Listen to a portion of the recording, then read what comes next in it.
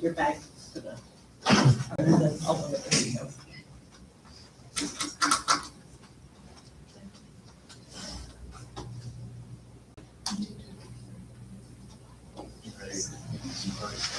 So, All right, we'll call our regular August 12th. County Council meeting to order.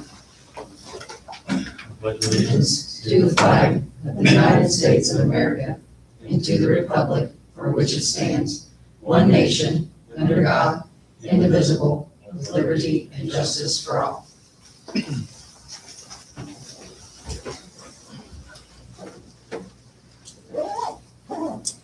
First up, motion to approve our minutes from our regular July 8th meeting. I make a motion to approve. Motion by Kim, I'll second. second by Lance, all in favor?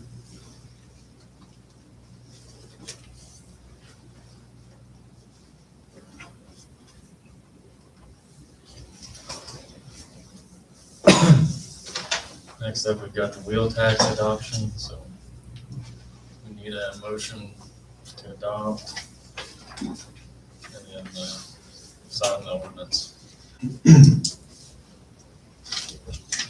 Can you review what we decided to do as far as the wheel tax, since I wasn't here for that meeting? We've got $35 and $50. Okay, that's what I $35 thought. on the personal and $50 on the commercial vehicles. I'll make a motion, Scott. I second the motion. Motion by Patty, second by Carrie. All in favor? So you publish that, and then I can help that to all the entities that you see some. Okay.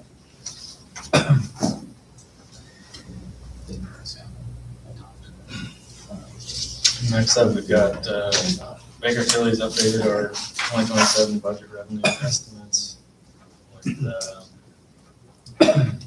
wheel tax and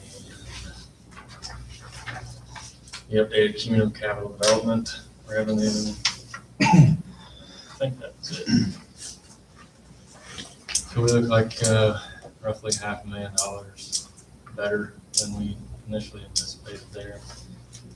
And we're still waiting on the commissioner's funds. So they have two funds that are, or two accounts that are part of the general fund, and then they have Moorfield Bennington, the technology building, and the medical building. And those three are those are not funded by the general fund, they're their own.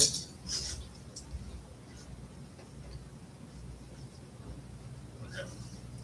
Unless anybody else has anything to add with what Baker Tilly is saying, that kind of leads us into the next thing, is setting a date to meet with department heads. We've already got basically all the department head stuff. We're just missing the commissioners, and that commissioners should have their stuff done probably after next Wednesday. The 20th, after next Thursday, after they meet with Paige. Do you think they're gonna have that like the 20th or 21st, or might it take a while? You can hope that it's the 21st, but that's a Thursday, Friday, I honestly don't know. Were we gonna have a couple? I would say the time following meetings for that, Monday, the maybe. 20th? Because we had talked about possibly having a meeting with the commissioners to kind of go over everything, but. Yeah, we did talk about that, but I didn't know if we had decided to do that. Lance and I kind of talked about it. I went not on council yet to kind of watch when it was done. But he thought it was kind of convoluted doing it that way. It didn't work as well. I mean, I think their meeting on the 20th is just meeting with Baker Tilly Yes, to go over their specific ones For their budgets. to fill out Yeah. theirs. It's not really an overall assessment of the whole general fund or nothing. It's just their specific ones, is my understanding.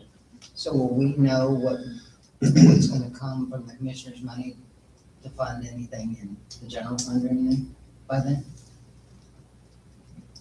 Not by the 20th. I mean, because they have they have their commissioner in the courthouse that they have to budget Yeah. within the general fund.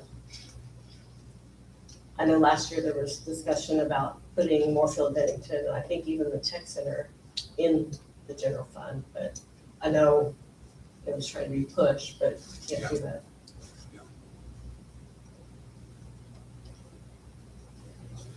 I mean, I would assume another week after they meet with Baker Tilly, they would probably have them Yeah, I would think so. complete. Yeah. So I know that gets right into one Wine festival. festival. But that'd be the 28th, would be the following Friday, that, let's say they're done with all of their budgets at that point. Yeah, I wouldn't be able to do But so then 28th, I got, meeting with department heads would happen after that, right? After the, yeah. Yeah. I don't know how long, The 31st. I don't know how long Paige needs to look over the stuff commissioners send in and get the sheet updated and. We have to have ours by when? We have the hearing for the 28th. 28th of I think September. September. the sooner the better, so we can make adjustments as needed, you know. 1st of September or something probably would be, It'd be a Good- Tuesday good and the time. second would be a Wednesday. or the 30th. Did you say you can't do the 31st? No, I can't do the 28th of August. I can't do the 31st, because I got too many people out of work, so I'm gonna go off. What about just doing it the second, which is a Wednesday night? This will be our all day Oh, this will be our all-day meeting. with the department heads. I'm fine with any of those days, so whatever works for you guys. I can do the 1st or the 2nd. I'm good with any of those days, I just have to put in for a day at work. You good with the 1st, yeah? Yeah, that should work. You good, Lance? Yeah, I think it's gonna be good. We just have to check with Todd and Matt, right? Well, I'll make a motion that we have our all day meeting with department heads on the 1st of September. I guess I'll second it.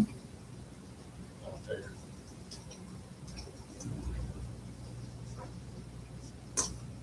And after the agenda went out, Brett Copeland is here. I'd like to introduce himself with the Purdue Extension office. Hello. Thanks for having me. My name's Britt Copeland. This is my colleague Haley. She works upstairs. We're with Purdue Extension. So we just wanted to come and say hello and introduce ourselves.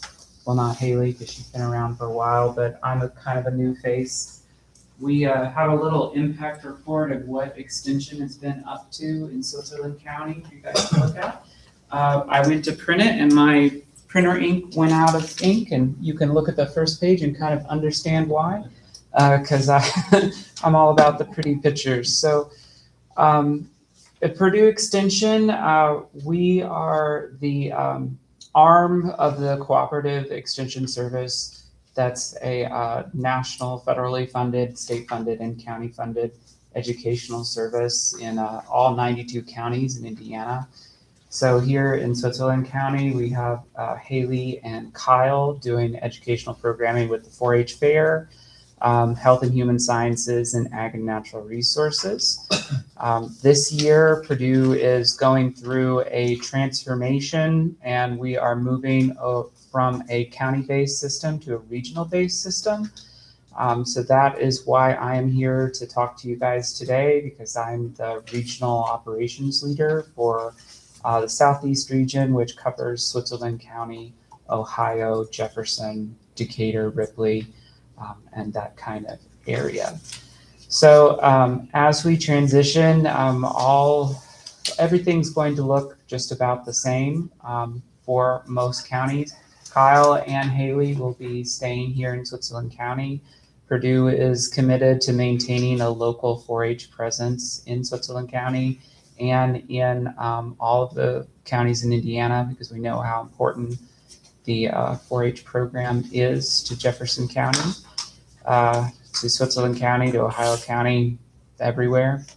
I grew up in Canaan, for those of you on this county, so that side of the county, so I've been around, and I was actually Kyle's intern, so I've worked in this building as well.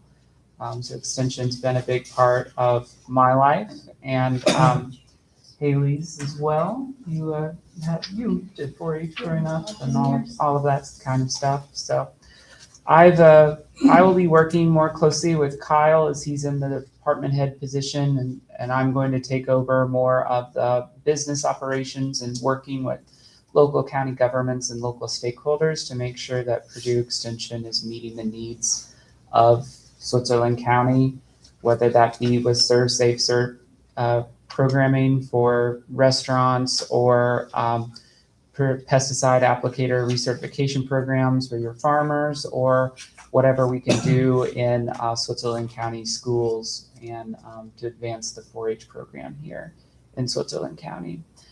I submitted the budget request, and I'm sure you guys will see that. This year, because we're going regional, we are actually seeing a little bit of a decrease in our ask. So you should have have they gotten this document yet? No. No? They Okay. got their budget. The budget? But they Okay. did not get that form, no. This is kind of a budget flyer, and it goes over the transformation and kind of the ask for all of the different counties.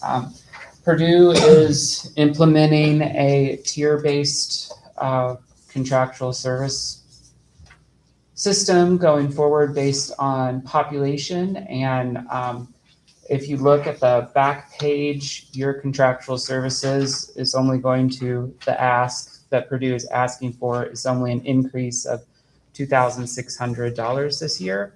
But in this regional system, we're going to be focusing more on educators' strengths more than their locations. So Haley has a lot of STEM knowledge, and she has a lot of food science knowledge. So we would be asking her to move through our region and kind of specialize in that programming to kind of standardize the approach so that we can reach larger audiences. And with that, we will be taking our ask away from mileage. So we're taking mileage out of our budget ask, and we're taking a couple of educational costs. And so that's going to be reducing our ask by about $4,000. So as we kind of go through that transition, if you have any questions or want to know what the Extension office here or in any county in our region can do for you guys, or if you have an idea for programming, I'd love to connect with you. So my contact information is at the bottom of that budget flyer, and Haley is going to share a little bit about what she and Kyle have accomplished over the last year, just to give you a little better idea of what's been going on here in Switzerland County. Hi, everyone. I do recognize faces. I hope that you recognize mine. I have been in this position now for almost 2 full years. And it's been great to be able to service the county, especially as a partial 4-H youth educator, as well as health and human sciences. One of the biggest things that I did at the beginning of my year was a lot of ADA compliance, and you'll see those stats in the 2 packets that we handed out. I helped 16 counties in the Southeast region with their ADA compliance websites and documents, and over about 355, I think, different errors that we helped with there. So that was a big workload there that we tried to accomplish. So that was a large project. On top of that, we also, of course, did our large programs with 4-H camp, and of course the 4-H fair that we just recently had. We have quite a few kids that have some projects at the state fair too, so we're really proud of those kids for accomplishing that. As you mentioned, I do lots of STEM programming, and I know I've discussed with you all about this as well, but there is a STEM lab down at the end of the hallway that we've graciously been granted the money and resources to keep that up and running. Just this year, I've done lots of stuff in the schools with Spheros, Indy cars. There's different robots and things that we have in there, lots of coding. And that kind of gets the elementary school students ready for that manufacturing workshop that's in middle school and high schools.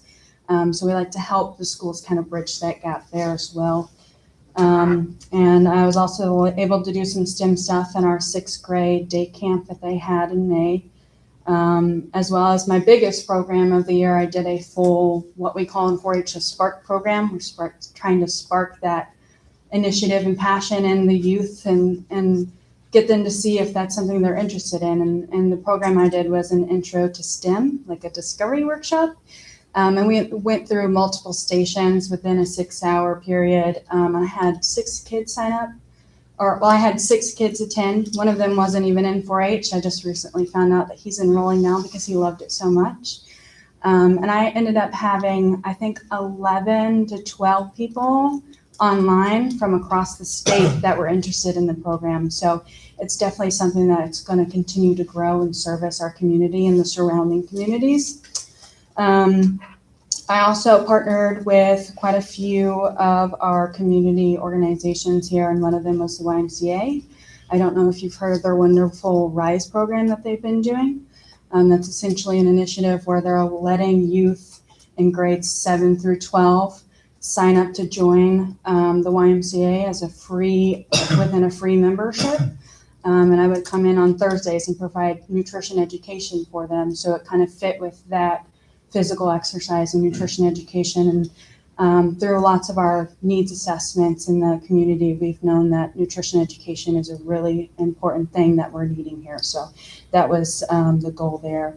We also, of course, as we have done in years past, did our After the Bell lesson. So every month we go in and we do a lesson that's 30 minutes long, and we're able to teach them, we call it Nature of Teaching. It's a full lesson throughout the year. And on the off months, I would teach lots of health and human science related programs as well. So we're trying to get that initiative out. We're trying to get kids to enroll in 4-H, and we're also trying to service from birth to death the community members here in our specialty areas. So we're looking forward to continue to do that as we go through this transformation that you just mentioned. Thank you all for taking the time to listen to what we have going on. I'm very proud of what we get to do and getting to service this community. So, Thank you. Thank you. thank you. Do you guys have any questions for either of us? Or? I don't. Okay. Thanks for letting us Thank you. give you a Thank little you very update. much. Thank you very much. I got one more thing that kind of came in late. I don't know if you guys are familiar with the MUST meetings. You got those emails. It's a MUST meeting for Attitude Task Force or something. Yeah. It's the whole point of it is to get the counties and the towns together and talk about how they want to divvy up the new lit tax with SB1. It's not something that has to be done. I talked to Brandy, the BV town clerk, Monday, I believe. She would like to do it. And I talked to Linda, Patriot. She's open to it. It's something that we as the county, we need to, in a public meeting, appoint one of us to be kind of representative at the meeting. And then the other members would consist of all of the towns in any given county, which is 2 people for us. If you guys are good with it, I think we should appoint somebody now, but it's also not something we have to do this meeting if you, for some reason, want to put it off. I think the MUST meeting has to be held by October 1st. Is that right, Gail? I believe so. That's right. I think the initial meeting has to take place by then, and then I think there's a later date that's this year on the report that comes out. Sometime in like November is when you have to submit the report. A must meeting just between It would be us and BB and Patriot? one of us. Yeah. Yeah. But we in one of our regular meetings, whether it's this one or next one, need to appoint one of ourselves to it. And then just one of us, whoever's appointed would go to the meeting, and basically those 3 people would decide when they want to have the meeting, and that would be a public recorded meeting just like this. in the meeting is to decide what's gonna be done with the new lit tax, Yeah, or the lit tax going away. with the new, well, kind of both, with SB one. how we're gonna split the money up, which I think, So with the transition to the new form of lit tax where others can't do any lit, it's just the county that does the lit and then it's your discretion to share it or not. You have to do this to decide if you're going to share some of your rates or some of the rate that you have with them. So it's completely discretionary, you don't have to, but you can. And then if you go and you do this task force, it's a very, very in-depth process, a lot of data that comes together, and it has to be unanimous from that whole group. Currently, the town of Beatty and the town of Patriot, when the lit money comes in, they get a receive some of that percentage, back. Right. So, and that's and the going forward, can't the towns impose their own, in that they email? have to have a certain population. Yeah, there's no way they're big 35. enough to do that. Yeah. So our town, It'd be completely dependent on And the that's the county. only Yeah. two towns. It's, have, yeah, in the county. 3,500. Right, right. It's 3,500. And the township trustees, the funds that go to the township trustees, there are other funds that go to Patriot and VB now, correct? Other than just the lit tax? And those are gonna stay the same. They get part of the casino revenue. Right. and property tax, and probably some other stuff. Public safety, but that's Right. one, that's one That's way. gonna go Yeah. away too. I don't mind doing it. I'm not on a board, so I can make a little time to do that. I will make a motion to appoint Carrie to I will second. Good job. You know. They didn't take long. Thank you. Yeah. You know, every once in a while I gotta do that. much appreciated. All right, I made a motion, Ken seconded, all in favor? Unanimous. And Carrie, if you want me to help, because there's a lot of requirements here, just let me know. It'll be you and then the two fiscal officers from Patriot and VB. So if you want me to help with some of the notices and Is things, Linda the treasurer? Or Patriot. Or Patriot Yeah. and Brandy?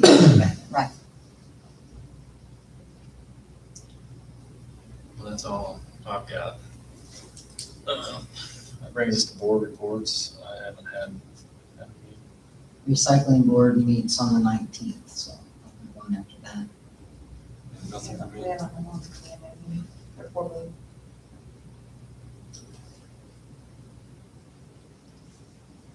Nobody else has anything, I'll entertain a motion to adjourn. I'll make the motion to adjourn. Motion by Ken, I'll second. second by Lance, all in favor?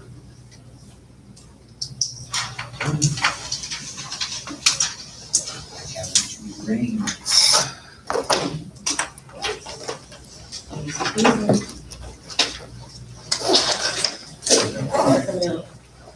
Yes, I do. Okay. I didn't think I got any more letters. Whoops.